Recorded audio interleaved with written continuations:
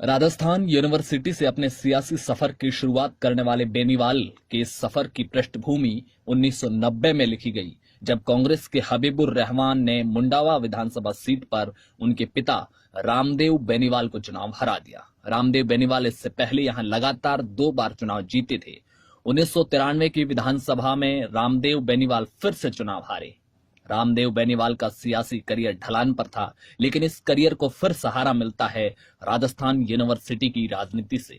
साल 1994 रामदेव बेनीवाल के लगातार 2 चुनाव हारने के 1 साल बाद एक नौजवान जयपुर के महाराजा कॉलेज के बाहर अपने कुछ साथियों के साथ खड़ा था। उनके साथी हर आते जाते छात्र को एक पर्चा थमा रहे थे। इस पर्चे पर लिखा था, हनुमान बेनीवाल फॉर प्रेसिडेंट। हनुमान बेनीवाल 1994 में महाराजा कॉलेज से पहली मर्तबा अध्यक्ष बने। यह सियासत में उनका पहला कदम था। 1995 में वो दूसरी दफा महाराजा कॉलेज से अध्यक्ष बने। 1996 में लॉ कॉलेज के अध्यक्ष चुने गए। बतौर राजनेता वो तेजी से उभर रहे थे। आने वाले 2 साल उनकी जिंदगी को पूरी तरह बदल देने वाले थे। लेकिन उससे पहले 1996 का एक किस्सा। 9 अगस्त 1996 की सुबह तक करीबन 4:30 बजे का वक्त, जयपुर के सिंधी कैंप पर बस स्टैंड पर खड़े कुछ छात्र चाय पीते पीते अखबार बांट रहे थे।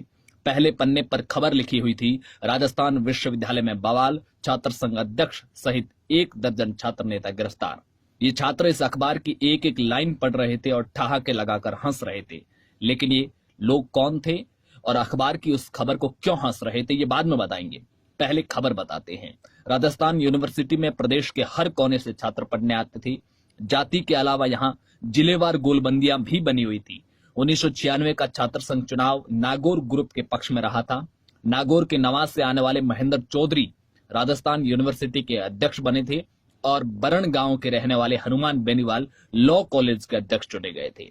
जुलाई के अंत में ये लोग छात्र संघ का चुनाव जीते थे और अगस्त के पहले सप्ताह में विधानसभा का मानसून सत्र शुरू हो गया। विपक्ष के कई छात्र संगठनों ने अपनी मांगों को लेकर यूनिवर्सिटी बंद करने का आह्वान किया।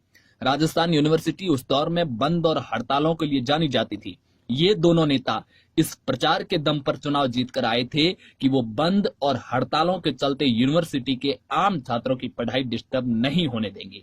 इसलिए ये दोनों नेता यूनिवर्सिटी बंद के खिलाफ थे। सुबह 9:15 बजे दोनों पक्ष यूनिवर्सिटी गेट पर आमने सामने हो गए। दोनों तरफ से तनाव बढ़ता जा रहा था। पुलिस ने छात्रों की भीड़ को हटाने के लिए लाठीचार्ज कर दिया। बदले में गुस्साए छात्रों ने पुलिस पर पत्थर बरसाने शुरू कर दिए। करीब 3 घंटे चली इस लाठी पत्थर की जंग में दोनों तरफ से कई लोग घायल हुए।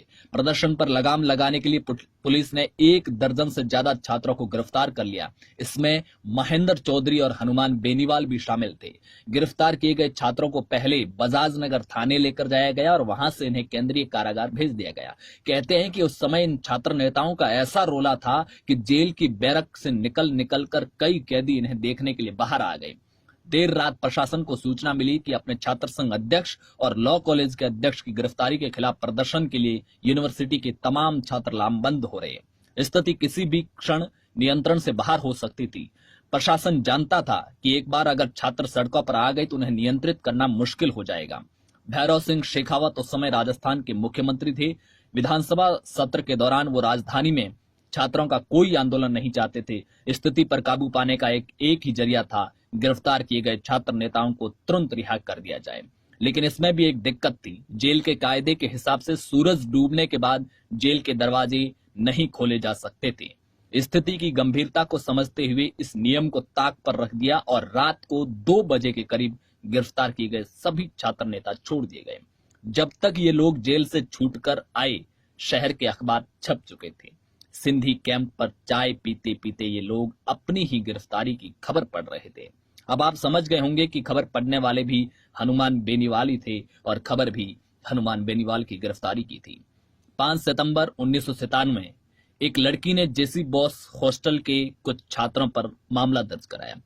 शिकायत के मुताबिक जेसी बॉस हॉस्टल के एक कमरे में ओम बेनीवाल नाम के एक छात्र की राजस्थान पुलिस में चुने जाने की खुशी में पार्टी चल रही थी और लड़के शराब पी रहे थे और वीसीआर पर ब्लू फिल्म चल रही थी।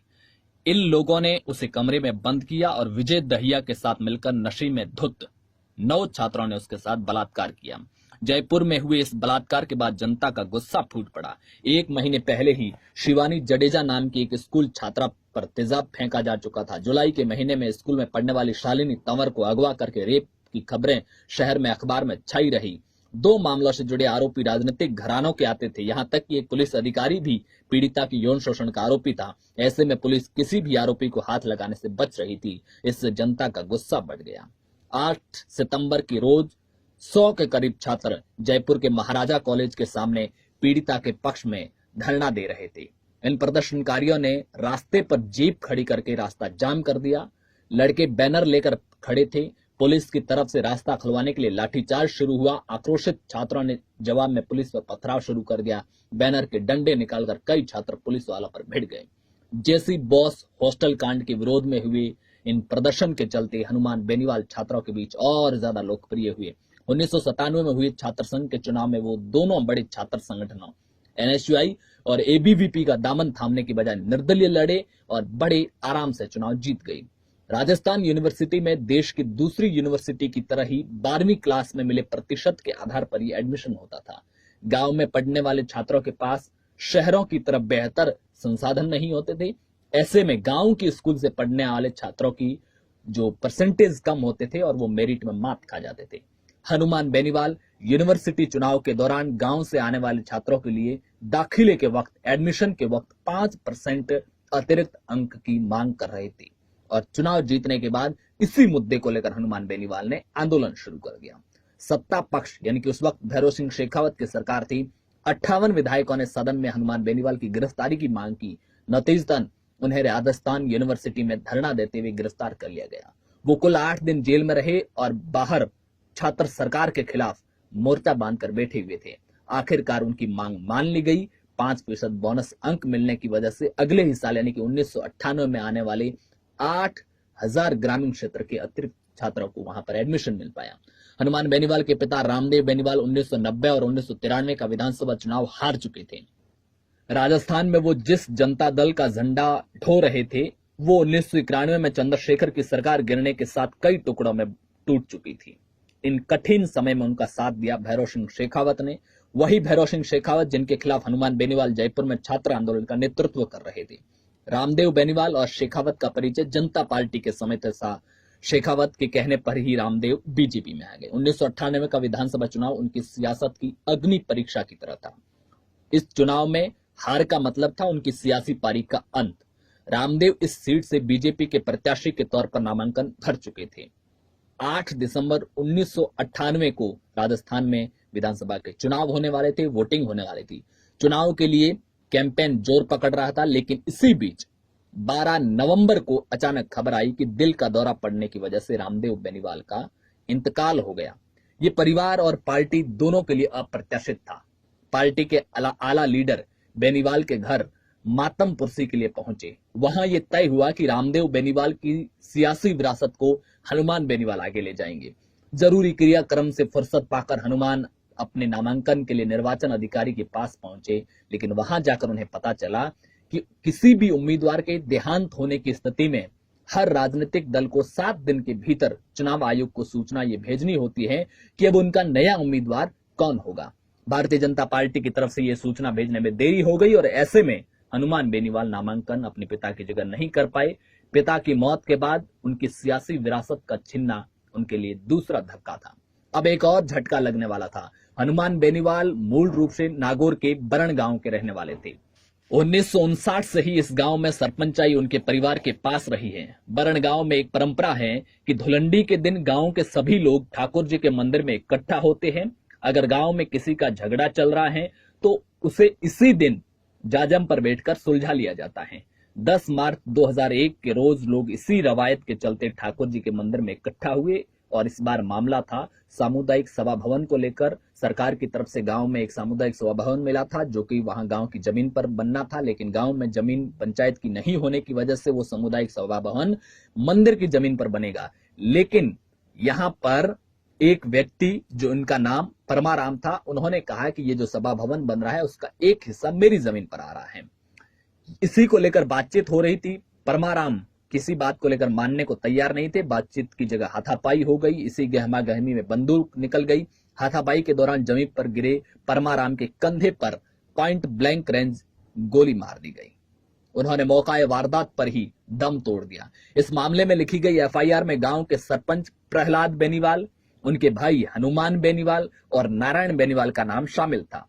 प्रहलाद को उसी दिन गांव से गिरफ्तार कर लिया गया। हनुमान बेनीवाल घटना के तीसरे दिन पुलिस गिरफ्त में थे। इस मामले में वो 88 दिन लगातार जेल में रहे। पहले पिता की मौत, फिर नामांकन रद्द होना और उसके बाद में कत्ल का केस। बेनीवाल परिवार के लगभग सभी मर्द इस केस में जेल के अंदर थे। परेशानी की ऐसी कड़ी जो खत्म होने का नाम नहीं ले रही थी। इस कत्ल केस में फंसा परिवार किसी तरह बाहर निकलता उससे पहले एक और ट्रेजेडी हो गई। हनुमान के बड़े भाई प्रहलाद ने दिल के दौरे की वजह से जेल में ही दम तोड़ दिया, जो कि उस वक्त गांव के सरपंच थे। इस घटना ने परिवार को पूरी तरह तोड़ दिया। हालांकि बाद में बेनीवाल जेल से बाहर आ गए थे, क्योंकि इनके खिलाफ कोई पर्याप्त सबूत नहीं मिला था। पुलिस जांच के मुताबिक घटना के वक्त हनुमान बेनीवाल उस जगह पर नहीं थे जहां यह घटना हुई। 2003 में बीजेपी से टिकट नहीं मिला तो लोकदल के टिकट पर बेनीवाल ने अपने पिता की मुंडावा विधानसभा सीट से मैदान में उतरे। बीजेपी ने इस सीट पर उषा पूनिया को मैदान में उतारा। उषा पूनिया पूर्व विधायक गोरी पूनिया की बहू थी। उषा पूनिया का नाम याद रखिएगा, क्योंकि आगे एक किस्सा आएगा जिसमें उषा पूनिया महत्वपूर्ण है। कांग्रेस के टिकट पर लड़ रहे थे हबीबुर रहमान, वही हबीबुर रहमान जिन्होंने 1990 और 93 के चुनाव में हनुमान बेनीवाल के पिता रामदेव बेनीवाल को चुनाव हराया था। इस त्रिकोणीय संघर्ष में उषा पूनिया को मिले 39,027 वोट, हनुमान बेनीवाल को मिले 35,724 वोट, हबीबुर रहमान को मिले 32,479 वोट। इस तरह हनुमान बेनीवाल ये मुकाबला 3,303 वोटों से हार गई। नागौर जाट राजनीति का केंद्र था। यहां जाट राजनीति का सबसे बड़ा चेहरा मिर्धा परिवार थे, लेकिन 2003 के विधानसभा चुनाव में रामनिवास मिर्धा के बेटे हरेंद्र मिर्धा बीजेपी के गजेंद्र सिंह खिंवसर से चुनाव हार गए तो मिर्धा परिवार का रसूख काफी कम होने लगा और उनके सियासी रसूख को बट्टा लग गया। इससे नागौर में नए जाट चेहरे को उभरने को मदद मिली। हनुमान बेनीवाल इस खाली जगह को भरने में तेजी से आगे बढ़ रहे थे। इसी बीच पास ही की तहसील डीडवाना में हुए जीवन राम गोदारा हत्याकांड ने उन्हें जाटों के नेता के रूप में उभरने का मौका दिया। दरअसल जीवन राम गोदारा एक बड़ा क्रिमिनल था और उसने मदन राठौर नाम के एक राजपूत की पत्थर से पीट पीट कर हत्या कर दी थी। इसका बदला आनंदपाल सिंह ने लिया और 27 जून 2006 की दोपहर जीवन राम गोदारा डीडवाना बाजार में अपने घर के नीचे बनी दुकान पाटीदार बूट हाउस में बैठा चाय पी रहा था।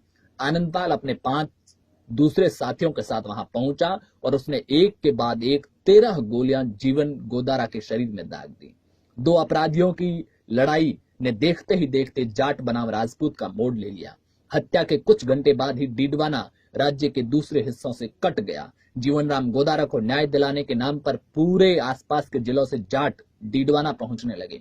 जीवन राम गोदारा उस समय की मुंडवा विधायक उषा के पति विजय पूनिया का करीबी माना जाता था। यही वजह थी कि वहां के लोकल एमएलए उषा ने उस समय वसुंधरा राज्य सरकार में मंत्री थी और इस वजह से विजय पूनिया गोदारा की मौत के बाद खड़े हुए प्रदर्शन से पूरी तरह दूर रहे। इसके उलट हनुमान बेनीवाल पूरे समय इस आंदोलन में सक्रिय रहे। इसने उन्हें जाट युवाओं के बीच लोकप्रिय होने में काफी मदद की। वो तेजी से युवा जाट नेता के रूप में उभरने लगे। 2008 के परिसीमन के बाद मुंडवा सीट खत्म हो गई और खिंवसर नाम से एक नई सीट बनी। हनुमान बेनीवाल को 2008 के विधानसभा चुनाव में खिंवसर से बीजेपी की टिकट मिल गई।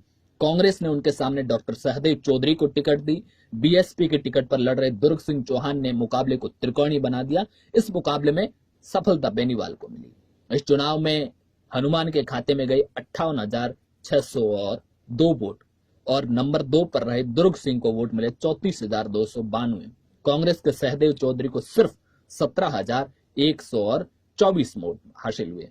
माने लंबे संघर्ष के बाद में, यानी कि 1990 में जब हनुमान बेनीवाल के पिता पहली बार हबीबुर रहमान के सामने चुनाव हारे, फिर 93 का हारे, 98 के चुनाव से पहले पिता की मौत हो गई और हनुमान बेनीवाल पर्चा नहीं भर पाए। 2003 में बीजेपी ने टिकट नहीं दिया। यानी कि पिछले करीब 20 सालों बाद में अपने पिता की विरासत को आगे बढ़ाने की ओर बढ़ चुके थे, पर अभी भी आगे बहुत सफर बाकी है। 2013 में हनुमान बेनीवाल निर्दलीय विधायक बने। उसके बाद में 2018 के चुनाव में उन्होंने अपनी नई पार्टी आरएलपी बनाई और वो फिर से विधायक बने और 2019 के लोकसभा चुनाव में उन्होंने एनडीए के साथ गठबंधन किया।